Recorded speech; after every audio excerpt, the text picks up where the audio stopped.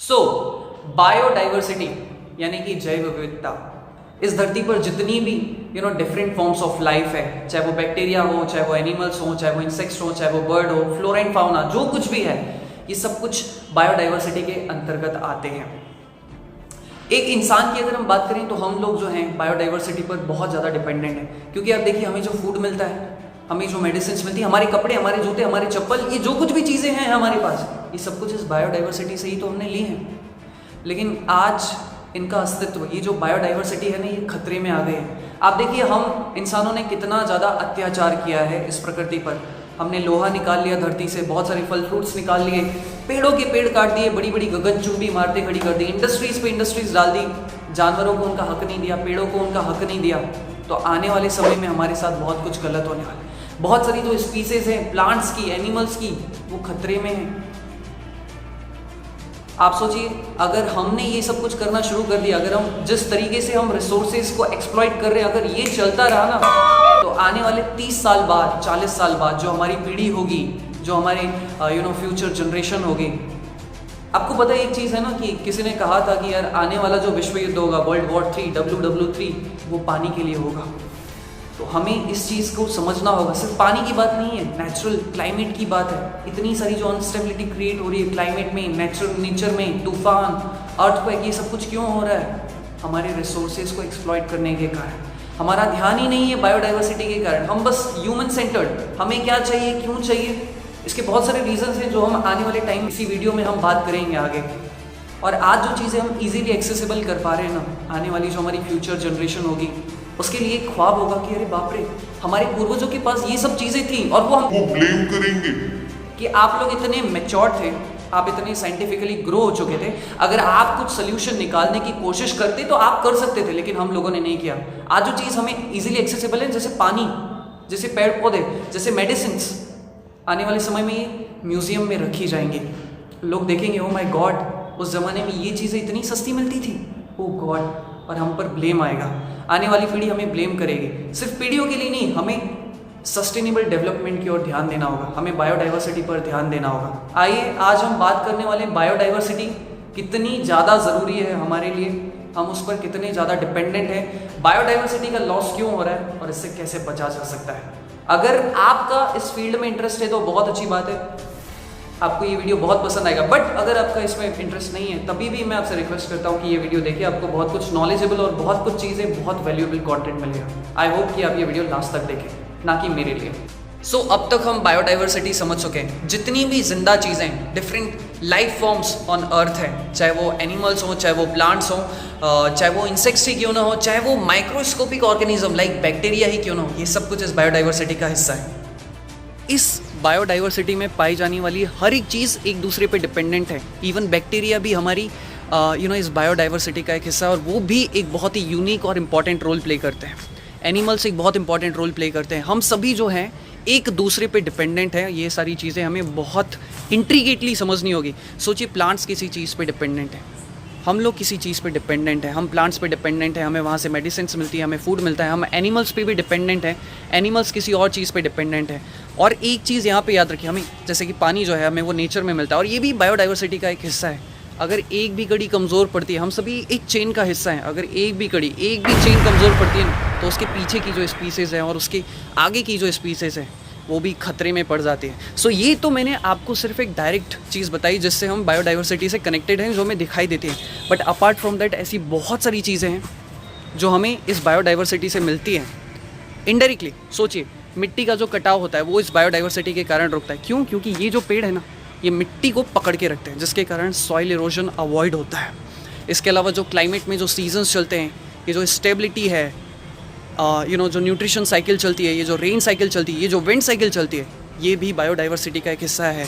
सब कुछ अच्छे से चल रहा है, सब कोई एक दूसरे पे डिपेंडेंट है, इसलिए ये सारी चीज़ें हमें कॉम्प्लीमेंट्री मिल जाती है, लेकिन हमारी तरफ इसका ध्यान नहीं है। सोचिए, ये जो बायोडाइवर्सिटी में ये जो सारी चीज़ें हमें मिल रही है, ये जो आयरन है, ये जो इक्विपमेंट्स है, ये जो कपड़े हैं, ये जो पानी है, ये जो मेडिसिन है, ये जो बिजली हमें मिल रही है, अच्छी से अगर ये हमें एक्सेस करने को ना मिले तो क्यों? क्योंकि ये बायोडाइवर्सिटी का एक हिस्सा है। अगर हमें ये एक्सेस करने को ना मिले तो क्या होगा? हाहाकार मच जाएगा भैया, कयामत आ जाएगी उसी दिन, और हम धीरे धीरे नष्ट होने लगेंगे, समाप्त हो जाएगी ये सारी स्पीसीज। और फिर भी ये सब कुछ जानने के बावजूद भी हमारी लाइफस्टाइल ऐसी है कि हम बायोडाइवर्सिटी को ख़त्म किए जा रहे हैं, बायोडाइवर्सिटी को लॉस में लेकर जा रहे हैं। आपको मैं एक बात बताऊं, एक बहुत बड़ी एजेंसी है जिसने एक सर्वे किया है, और वो अपने सर्वे में कहती है कि आने वाले कुछ ही सालों में एशिया में, अफ्रीका में फूड इनसिक्योरिटी होने वाली है, यानी कि फूड जो है कम पड़ने वाला है जिस हिसाब से जनसंख्या बढ़ रही है। एक तो हमारे देश में ऑलरेडी प्रॉब्लम है, कई सारे बच्चों को पोषण युक्त खाना नहीं मिल पा रहा है, कईयों को तो खाना ही नहीं मिल पा रहा है, पोषण युक्त खाना तो दूर की बात हो गई, और ऊपर से अगर ये फूड इनसिक्योरिटी आ गई तो क्या हाल होगा। बात करते हैं सबसे पहला क्वेश्चन कि यार बायोडाइवर्सिटी लॉस इतनी तेजी से क्यों हो रहा है। उसके दो सबसे बड़े रीजंस हैं। सबसे पहला, पॉपुलेशन बहुत तेजी से बढ़ती जा रही है। भैया अब सीधी सी बात है, जब पॉपुलेशन बहुत तेजी से बढ़ेगी तो उसे और ज़्यादा रिसोर्सेज चाहिए, उसे और ज़्यादा फूड चाहिए। और जो दूसरा रीज़न है वो है हमारी असंतुष्टि। एक जो इंसान है ना, हमारे पास बहुत सारी चीज़ें हैं लेकिन हम चाहते हैं अरे इतना नहीं, अब तो मुझे और चाहिए, अब तो मुझे और चाहिए, जिसके कारण और रिसर्चेज हो रही है। साइंटिस्ट कह रहे हैं कि यार लोगों की नीड है तो हमें ये सब करना पड़ेगा, और रिसर्चेज हो रही है तो प्रकृति का और ज़्यादा दोहन हो रहा है। कहना चाहिए कि कंज्यूमरिज्म बढ़ रहा है, यानी कि उपभोक्तावाद बढ़ रहा है। तो दो रीज़न हमारे पास सबसे पहले आ गए। पहला तो पॉपुलेशन बढ़ रही, दूसरा उपभोक्तावाद बढ़ रहा है, जिसके कारण बायोडाइवर्सिटी लॉस सबसे ज़्यादा हो रहा है। लेट्स टॉक अबाउट कि इन सारी चीज़ों को हम कैसे बचा सकते हैं, कैसे इनका प्रिजर्वेशन कर सकते हैं। देखिए इंटरनेशनल लेवल पर जो ऑर्गेनाइजेशन है, सरकार अपने लेवल पर अपना काम कर रही है, नहीं कर रही है, प्लीज़ हम लोगों को उन्हें ब्लेम कर देना छोड़ देना चाहिए। द ओनली थिंग इज़, एक चीज़ मैंने पढ़ी है वो ये कि अगर आप पर्सनली खुद को बदल सकते हैं तो आप दुनिया को भी बदल सकते हैं। तो हम उधर उन चीज़ों पर ध्यान देने के बजाय अगर हम खुद पर फोकस करें, अपनी फैमिली पर फोकस करें, हम क्या क्या प्रिवेंटिव स्टेप्स ले सकते हैं। जब जैसे कि कुछ मैं एग्जांपल दे रहा हूँ, जैसे कि हमें पता है कि यार जब हम आधे गिलास में हमारी प्यास बुझ जाती है तब हम क्यों पूरा गिलास लाकर आधा पानी पी के उसे वेस्ट कर देते हैं। जब हमें हमारी लिमिटेशंस पता है, फालतू की बिजली चल रही है। मैं आप लोगों को एक एग्जांपल देता हूँ, मैं हॉस्टल में रहता हूँ और अपने दोस्तों की बात बता रहा हूँ, और ये चीज़ बहुत सारे लोग करते भी होंगे, बहुत सारे दोस्त करते भी होंगे। जैसे कि मैं हॉस्टल में गया एंड मैंने उससे पूछा कि यार हम दो दोस्त थे, हम साथ में निकल रहे थे बाहर। मैंने उससे पूछा यार पंखा क्यों चालू है? वो कह रहा है यार हॉस्टल की बिजली जा रही है ना, हमें तो फ्री में मिल रहा है ना, एंड चालू छोड़ के वो चला गया और मैंने उसको कुछ कहा भी नहीं। तो this is how we are taking the disadvantage.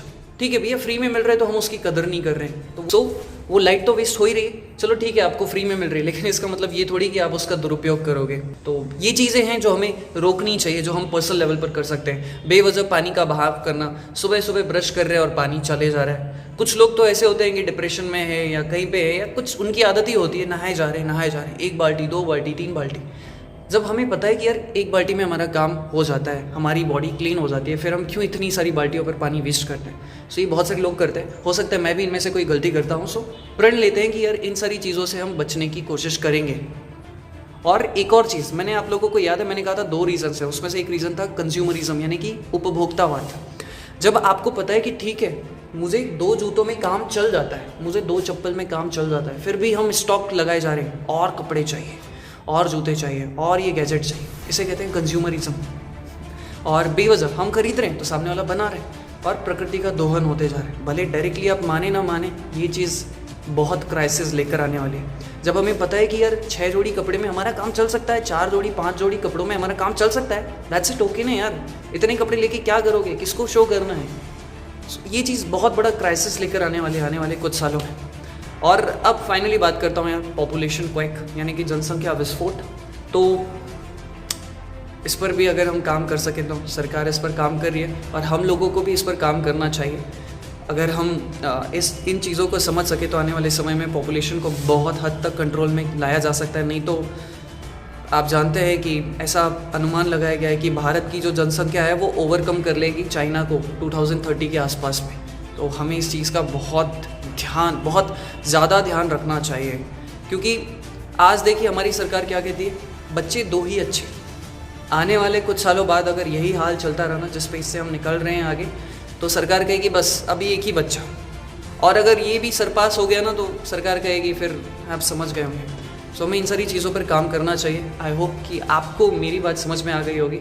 सो इन चीज़ों पर काम करना बहुत ज़्यादा ज़रूरी है। ये इनडायरेक्टली बहुत बड़ा क्राइसिस लेकर आ सकती है, लेकिन अगर हमने सस्टेनेबल डेवलपमेंट पर फोकस किया, पर्सनल अपने लेवल पर हम जो चीज़ कर सकते हैं, जो मेंट कर सकते हैं, बिजली का बचाव, जो कुछ भी, तो इससे हम एक बहुत बड़ा कंट्रीब्यूशन कर सकते हैं। एंड दैट्स इट यार, thank you so much watching this video. इसी के साथ ये वीडियो समाप्त करता हूँ, लेकिन मेरी बात को ध्यान से रखिए, ध्यान में रखिए और इस पर अमल ज़रूर कीजिए।